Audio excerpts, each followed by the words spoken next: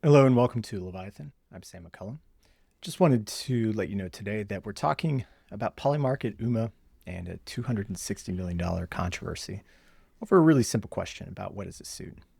Now, this story is going to touch on some highly sensitive geopolitical moments involving Ukraine, President Volodymyr Zelensky, Donald Trump, and it's got some fiery exchanges.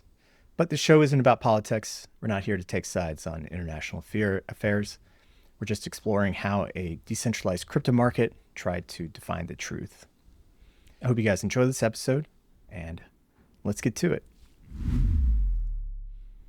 Back in February, there was this intense and fiery meeting that took place between US President Donald Trump and his cabinet, as well as Ukrainian President Volodymyr Zelensky. I bet you remember this. There were some amazing memes to come out of it, including this one from JD Vance. You said thank you once this A lot entire of meeting? times. No, in this Even entire meeting, today. have you said thank Even you? today. You went to Pennsylvania and campaigned for the opposition in October. Offer some words of appreciation for the United States of America and the president who's trying to save your country. What a mess. I mean, if you're having these types of conversations appear in public at the highest levels of geopolitical negotiations, oof, man, there must be some other things said off the camera. I think it was deliberate at the time, and I thought a lot of people thought that this whole ploy was just to get Zelensky in front of the cameras and then dress him down, put him in his place. Another thing that happened of a lesser note event of this whole thing that just took up a small moment during this exchange, but really had no bearing on the total meeting itself, was when a reporter from Fox News, Brian Glenn, asked Zelensky a pretty simple question.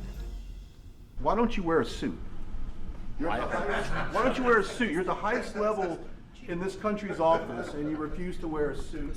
Zelensky is sitting there to the left of President Trump in this tactical outfit that has become known to him since the beginning of the conflict. The last time he wore a suit was on February 24th, 2022, when he posted a video announcing martial law as the conflict began. Since then, he's been wearing combat outfits, or outfits which have a combat-inspired style. Boots, polos, sweatshirts, knit sweaters. They're all black or khaki or gray. And they all have this Ukrainian national symbols on them. And so when this reporter asked the question to him, you can just see the tension in the room just shift. It goes from being funny, haha, to being like, okay, what's going on? And this was really the start of that big fiery exchange between Trump, JD Vance, and Zelensky. It all started with this question. Here's the moment where you had the reporter taking the first stab at Zelensky. And then all of a sudden, this conversation is no longer about the Russians or NATO or any type of mineral deal. It's about fabric. It's about respect. And so you can see Zelensky, he's a bit irritated. And so he responds back. I will wear costume after this war will finish. So Zelensky uses the word costume, which means suit in Ukrainian. And then after hearing that, he just kind of dryly snaps back. Maybe something like yours, yes. Maybe something better. I don't know. We will see. Maybe something cheaper than yeah. Thank you. Thank you for. Honestly, like this should have just been a blip in history. We never should have ever talked about this suit issue again. But here we are, right? Months later. Because the suit has become a new type of battlefield. Fast forward a couple of months, and Zelensky's now showing up to a NATO summit in Switzerland. He gets out of his car, and he's wearing a new type of outfit. It's got matching jacket and pants. The jacket has lapels. It's got 4 pockets on the front, but everything is matching. He's not wearing that military sweatshirt that he normally does. And this thing is kind of fashionable. And so the headlines followed from the event. Zelensky appears in a suit everywhere. CNN, BBC, pretty much every single media outlet reported as him wearing a suit. It was a nod to diplomacy. Took Trump's words and he changed his style. It might not have been a perfectly Western suit, but it was something. But what is that something? Is it a suit? Is it not? In crypto predictions markets, That specific question has been worth over $200 million. PolyMarket has this market. Will Zelensky wear a suit before July? It's pretty straightforward. When I saw this, I was like, this is the stupidest thing for people to be betting on, right? It doesn't make any sense. Like, it's whether or not this Ukrainian man is going to wear a suit during this month. It's just an insane idea. That's Calvin Hamilton. He's a media entrepreneur in New York. He's not a trader, just someone who likes crypto and stumbled on to this particular market at just the right time, or maybe the wrong one, depending on how you look at it. He saw the photos, he saw the headlines, and he thought, this is just too easy. So that's when I bet a few $1,000s on the yes outcome, because I figured, okay, this has to be a lock. But it wasn't a lock, because the way this market resolves and what counts as a suit wasn't really defined in legal terms or anything specific at all. The ambiguities were left to another decentralized protocol called UMA, where anonymous token holders vote on the outcome of PolyMarket's markets. And they said no, it wasn't a suit, or maybe just not the right kind of suit. So the bet didn't resolve like Calvin expected, and neither did the broader belief that prediction markets are simple machines for truth. It turns out that sometimes the truth is just fashionable disagreement. In today's episode, The Curious Case of Zelensky's Suit, we're going to talk about a $230 million crypto market built on a few vague words, global politics, and the unexpected legal weight of a jacket with lapels. We look at what happens when the rules aren't clear, the incentives aren't aligned, and the definition of truth is decided by who's holding the most tokens.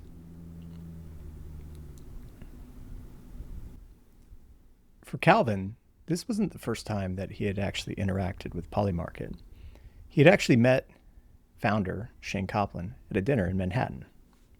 First heard about PolyMarket, ironically enough, from Shane Kaplan himself, the CEO, because one of his good friends is one of my good friends. And so I met Shane at a dinner in the Lower East Side of New York at a restaurant called Lucien. And that's the first time I had heard about PolyMarket. Then the announcements around their funding came out, and this, that, and the other. And then it was pretty recently that I tried to give the platform a try for the first time. And PolyMarket is a crypto-based prediction market. You wager on questions like, will Bitcoin break $200,000 by the end of the year? Who's going to be the next mayor of New York City? Or will Trump fire Jerome Powell before the end of the year? The way that you bet in PolyMarket is by buying shares. They go from $0 to $1. At the end, when the market settles, you get $1 if you're right, and you get 0 if you're wrong. During the 2024 US presidential election, the site exploded. It did $9 billion of volume just in last year, and it set a single day record of $500 million during the election cycle. It's just massive numbers. And this is just an incredible amount for this app, because it went from being a tiny little startup in crypto land to now being one of the most important projects in the entire industry. Just this past June, PolyMarket raised $200 million at just over $1 billion valuation. It's a massive unicorn. But for Calvin, it's not just another unicorn. There's a face, a memory of a dinner. That familiarity, that sense that this was a legit project run by a real person that he'd met, that's what made everything feel trustworthy. Here is a real product with real outcomes and real funding by some of the biggest VCs in the space, and also a real team headquartered in New York. So when an account with the PolyMarket logo said that Zelensky wore a suit, it felt credible. the reason why I got involved was because on X, there's an account called PolyMarket Intel, which by all accounts, if you looked at the X account, there's no way you would know that this isn't owned and operated by PolyMarket. It has the PolyMarket official affiliation on X, right? So it has the PolyMarket logo next to the name. And when you click it, it goes to the main PolyMarket account. And if you look at the PolyMarket affiliates accounts, it pops up there. It has the golden verification badge for an organization. And if you looked at the bio, it said powered by PolyMarket.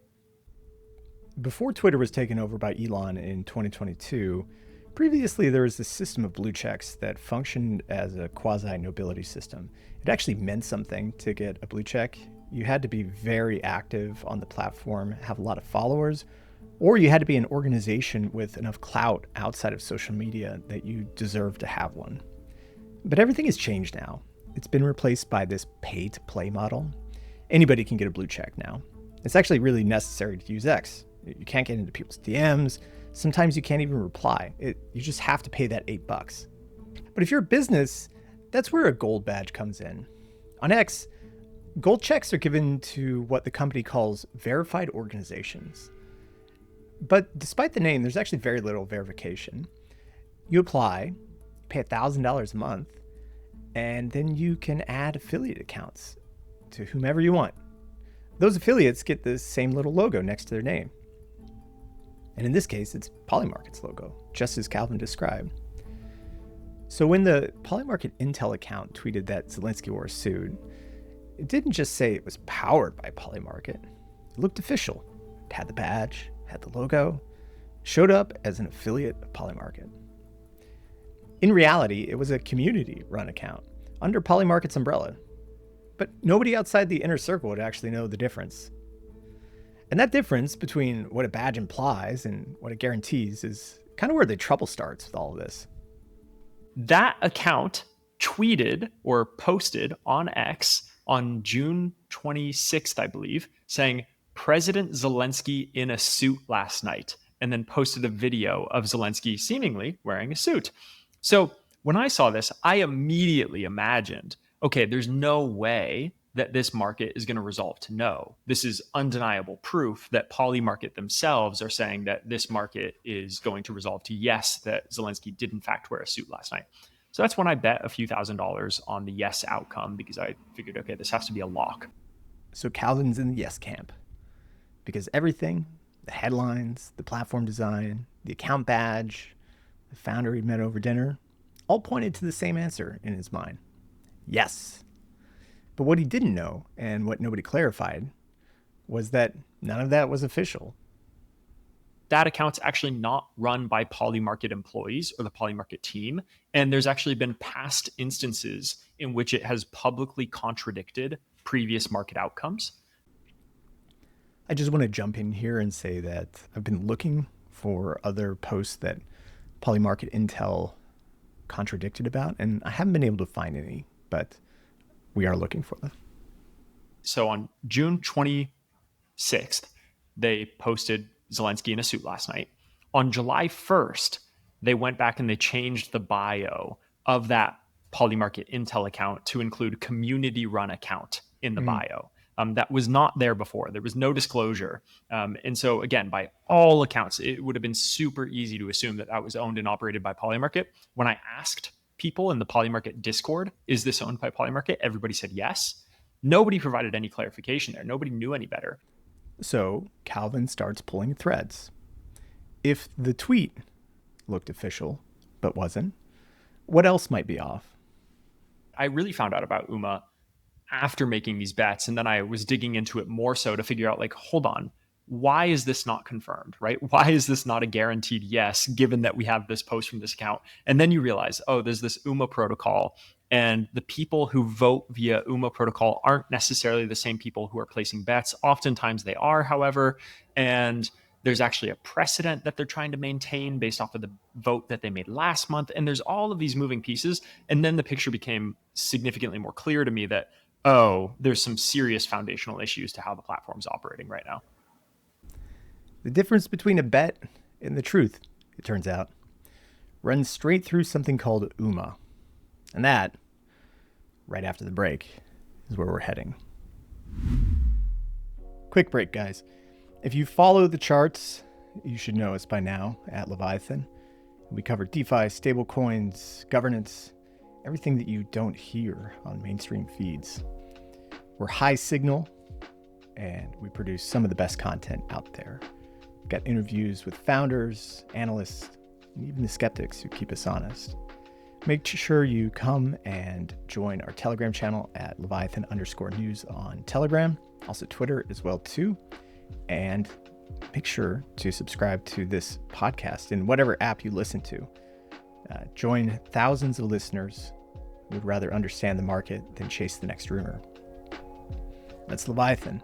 And also, if you're interested in advertising with us, make sure to reach out. We've got a spot for you. All right, let's get back to the episode. Welcome back. Before the break, Calvin thought that the answer to the suit question was obvious, until he learned that his final judgment fell to a crypto protocol called UMA, short for Universal Market Access.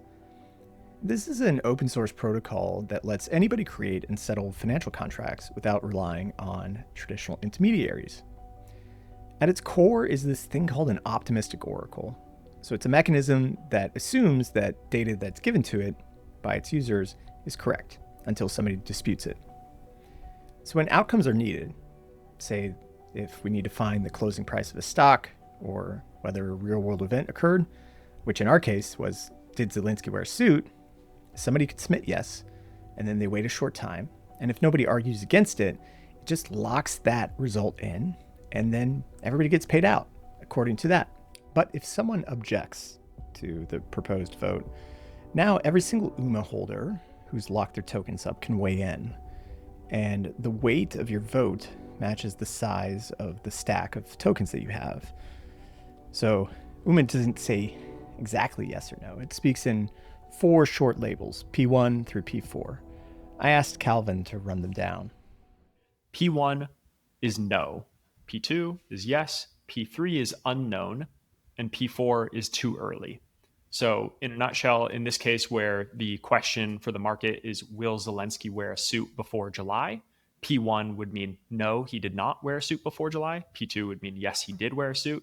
P3 would mean it's unknown, 50-50. So effectively, in that instance, the market odds are paid out at 50-50. And then P4 means it's too early. We're going to do this vote at a later date. So it's just kicking the can down the road. That's the rulebook. 4 buttons, 1 answer. In theory, it should be quick. Propose, vote, settle. In practice, this Zelensky suit market turned into a slow motion loop. Calvin watched the oracle press that too early button again and again. So when Zelensky was first spotted wearing a suit, somebody proposed yes as the potential answer. It was then disputed and went to P4, meaning they said, hey, it's too early to tell. We're not going to make this decision right now. It was then proposed again. Yes, Zelensky was wearing a suit. And UMA again voted P4. It's too early to tell. It was then proposed again that Zelensky was wearing a suit. And UMA again has voted P4 too early to tell. We are now going into the final vote here. So the third vote just kind of wrapped up. We're going into the final vote. From everything I can tell, from everything I'm seeing in Discord and online, it seems more than likely in this final vote, they will in fact go with P1, which means no, he did not wear a suit. This is, again, it's highly contentious. A lot of people are really upset about this because ultimately the people who are doing this are these massive whale-like investors or bettors on the PolyMarket platform. And so there's conspiracy right now. And I don't want to call it anything more than that. I don't have any hard proof or evidence of this. It seems like people are trying to dig up some evidence for this on X and elsewhere. But there's conspiracy that the same people who are whales on the PolyMarket platform, meaning they just have tons and tons of capital to make these bets, are the same people who own hundreds of thousands, if not millions of UMA token to then cast the vote and make sure that it sides in their favor. Calvin's suspicion of large token holders of UMA steering the vote doesn't come out of thin air. There's been several contentious markets on PolyMarket just in the past year. Back in March, there was a $7 million contract that also dealt with Ukraine that asked, will Ukraine sign Trump's critical minerals deal before April? The odds actually went down to under 10% until one weekend, a wallet assigned to a user called born2late.eth started pouring in the votes. He had over 1 million UMA tokens, which was enough to swing almost any tally at the time. By Monday, the market read 100% yes, even though no deal had been signed. Everyone cried foul. PolyMarket called it a an unprecedented governance attack, but said no refunds. The Oracle had spoken. Go back further to June of last year, and another headline market. Was Barron-Trump involved in the Solana meme coin DJT? UMA ruled no. PolyMarket overrode the Oracle, announcing that the resolution was wrong and that it would fix things internally, effectively refunding the crowd and rewriting the result. Two controversies, two very different responses. One, override, another one, a shrug. And the common thread is weight. The biggest token holders of UMA or PolyMarket itself deciding where the truth lands. This is what had the Zelensky suit bettors just completely freaking out, waiting to see if the final vote would be justice, roulette, or something in between. At the core of all of this is a really simple question. What is a suit?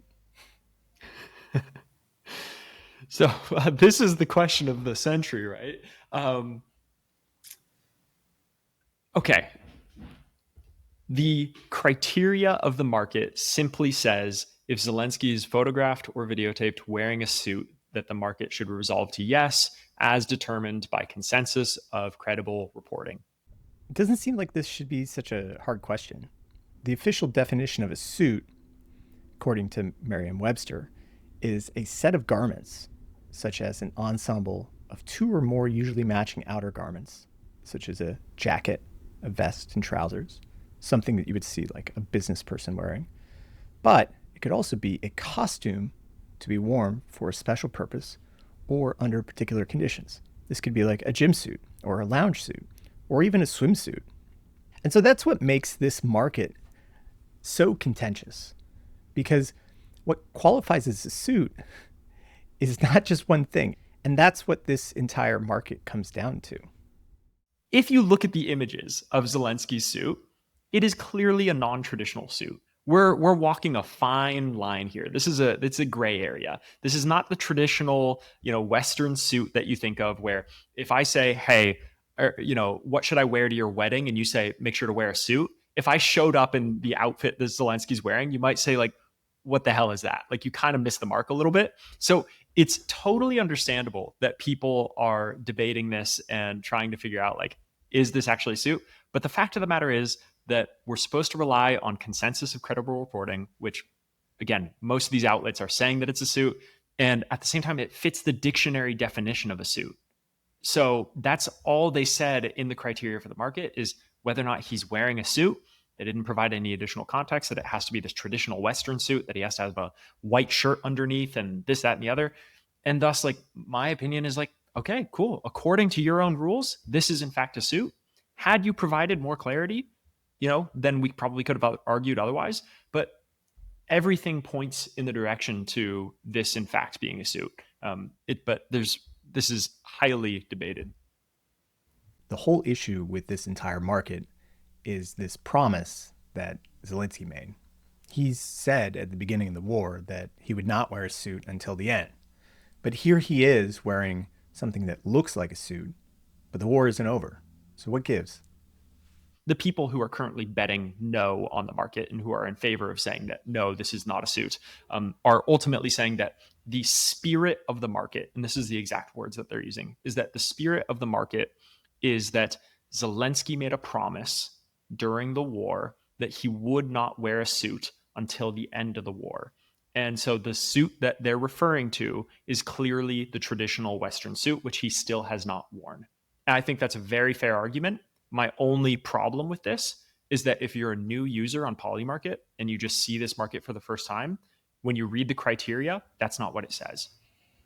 Okay, so if we go back and look at what the contract actually says, and Calvin said this before, is that the suit must be based on a consensus, credible reporting. But if we have all of these individual media companies coming out and saying, yes, this is a suit, that seems like it should be a consensus. So what's going on? Media consensus is effectively just saying, hey, if there is consensus of people and organizations that we deem credible that say and confirm that this is in fact what we think it is, so a suit in this case, that is how we should resolve the market. So if all of a sudden New York Times says Zelensky's wearing a suit, if BBC says Zelensky's wearing a suit, if New York Post says Zelensky's wearing a suit, if an independent fashion journalist or writer says, by the way, yes, this is a suit, that, in my opinion, would be consensus of credible reporting, right? Those are credible organizations, credible individuals, and they've all aligned on the fact that this is in fact a suit. I think that this both meets the criteria for consensus and definition.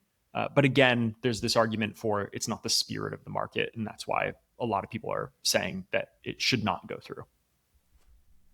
This question is vague. Will Zelensky wear a suit? That's what the PolyMarket contract says. Nothing more, based on consensus of credible reporting.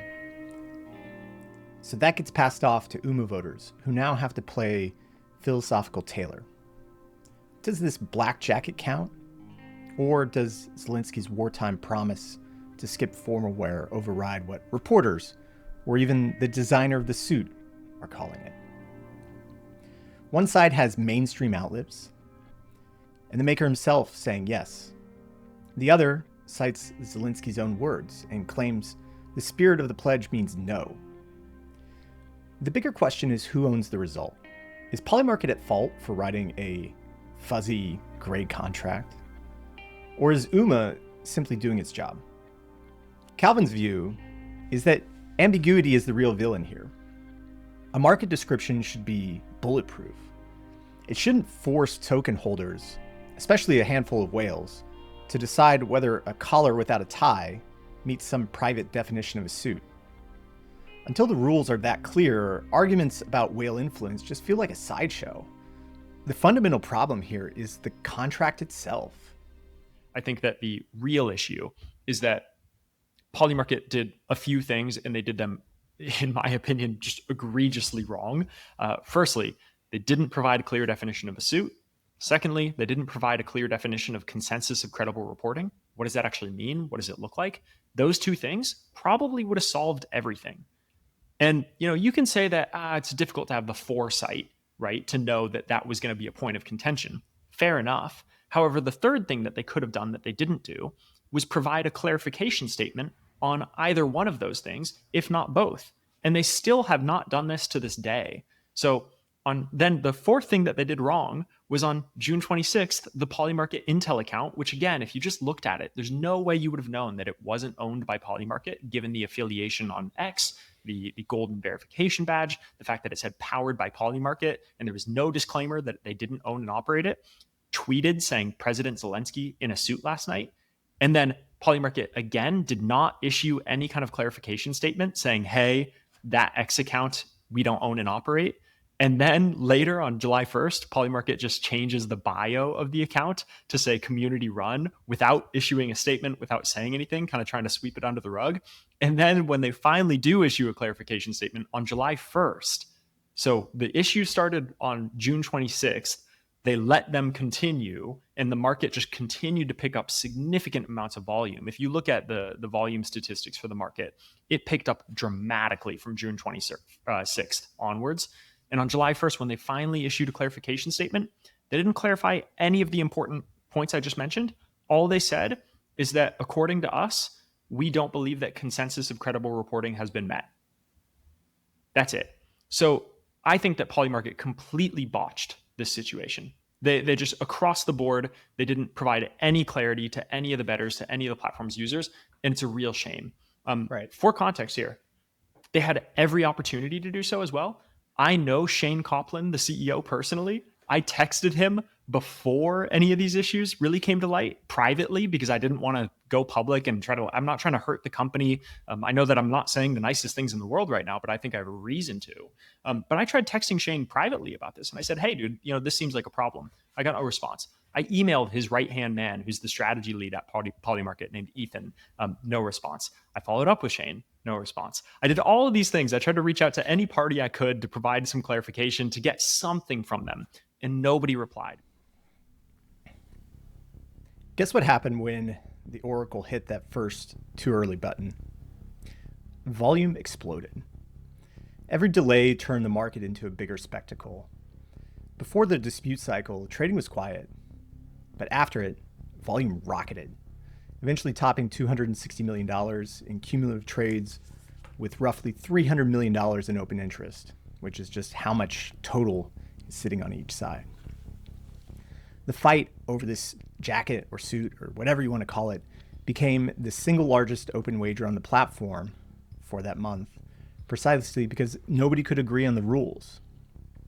And that's the opposite of how a prediction market is supposed to work. In theory, you write a rock-solid question, an event occurs, and then the oracle chooses yes or no, and everybody agrees. Instead, bettors began taking positions not on Zelensky's wardrobe, but on how messy the argument might get, and whether a handful of whale voters would steer UMA to their side. Why did this mess happen, anyways? Calvin's checklist is blunt. No definition of a suit, no definition of credible reporting, no clarification when the Intel account looked official, and silence as the volume snowballed. Now, PolyMarket's lawyers may worry that any public statement is going to create liability for them. But the vacuum leaves UMA voters to parse fashion semantics and, ironically, invites the very conspiracy chatter that sinks confidence in the oracle. And that's not what you want. All this raises a larger question, which is who's responsible for making sure a market is written clearly in the first place? And who's on the hook when it isn't? In the traditional world, that job belongs to the regulators. In crypto, the line of accountability is fuzzy, especially now that PolyMarket is knocking on the door of multi-billion-dollar status. And that brings us to Calvin's broader point about the platform itself. PolyMarket, first and foremost, is essentially an unregulated gambling market, is the best way to put it. This is also why PolyMarket was raided by the FBI. Shane Copland's apartment, which I believe is also the PolyMarket office in Soho, was raided by the FBI. Nothing seems to have come from it so far, right? No charges seem to have been pressed.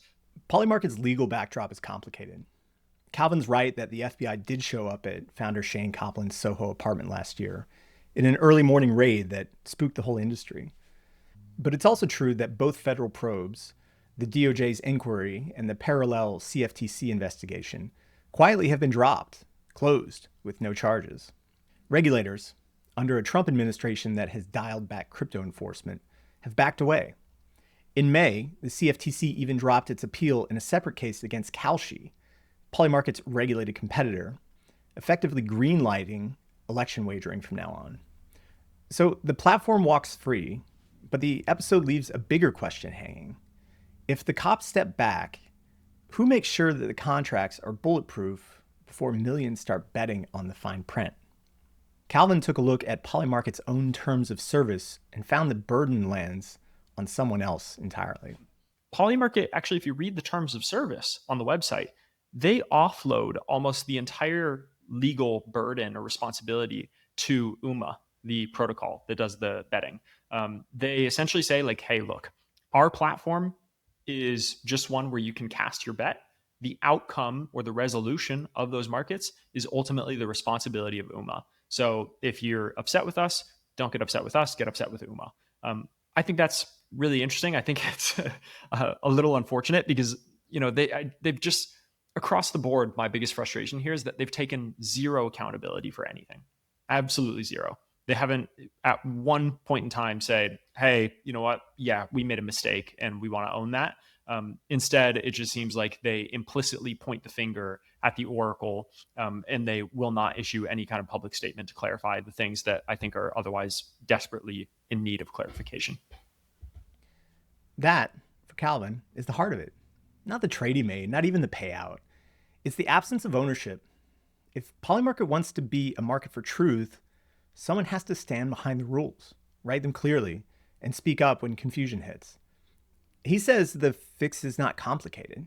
Hire people, clarify early, do it publicly. Here he is.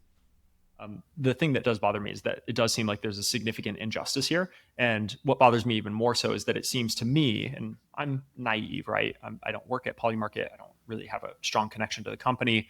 But it seems to me like the potential solution is pretty clear of just hiring a dedicated team that looks into these things and issues clarification statements earlier and often. And, that's their sole job or their sole purpose. And I would love for PolyMarket to do that and to take accountability for the issues that have taken place up to this moment or this time and to fix them moving forward. What I'm really kind of, I don't want to say scared by, but a little frightened by is the fact that they haven't shown any inclination to do so. And they haven't acknowledged once that they've made some mistakes here and that they could have done a better job. That to me feels scary because it makes me feel like there are probably a lot of new users that will come to the platform over the coming months or years that will also get burned by some crazy situation that's similar to this, where the rules are unclear and then the market resolves in a way that seems to go against the evidence that's in front of them. PolyMarket's promise has always been seductive. You're turning collective curiosity into clear probabilities, and you're resolving every question on chain. And it's incentives that keep everyone honest. It's this idea that brought billions in election year volume. Also the funding round that just topped $1 billion in valuation, with the backing of some of the biggest VC funds in our entire industry, like Founders Fund. Yet each growth spurt has carried a warning label. Last year, the platform reversed UMA's ruling after the Barron-Trump meme coin bet went sour, and they refunded traders after declaring the oracle wrong. And then this spring, that single wallet, borntolate.eth, leveraged more than 1 million tokens to flip a $7 million Ukraine minerals contract, a move that PolyMarket itself called an unprecedented governance attack. The CFTC's filings against prediction markets cite precisely this kind of manipulation risk. Calvin's fear, after weeks of watching whales circle the no vote, it's simple. Without clear rules and an independent integrity team, the next headline dispute will burn a fresh wave of retail users. And they won't all be crypto-savvy traders. They're going to be newcomers, the kind that we want in our industry, like good retail traders just coming in to try a product. They're going to be drawn in by that slick gold badge on X, $1 billion valuation, and the idea that truth is programmable. Obviously, PolyMarket could still answer those fears.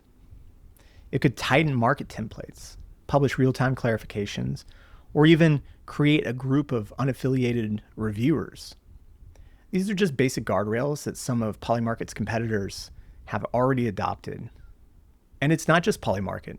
UMA could also explore weighting systems that curb single wallet dominance, or they could require public links between whale votes and on-chain positions.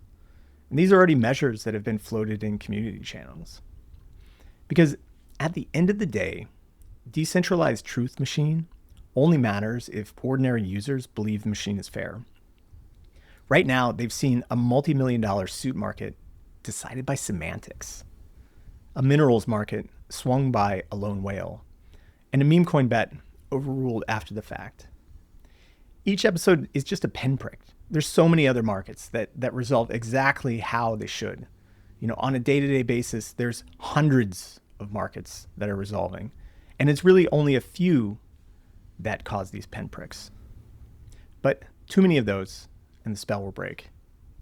I love PolyMarket. It's an amazing idea. It is so remarkable that we've been able to build this product. It is a dream of crypto builders to have this type of prediction market.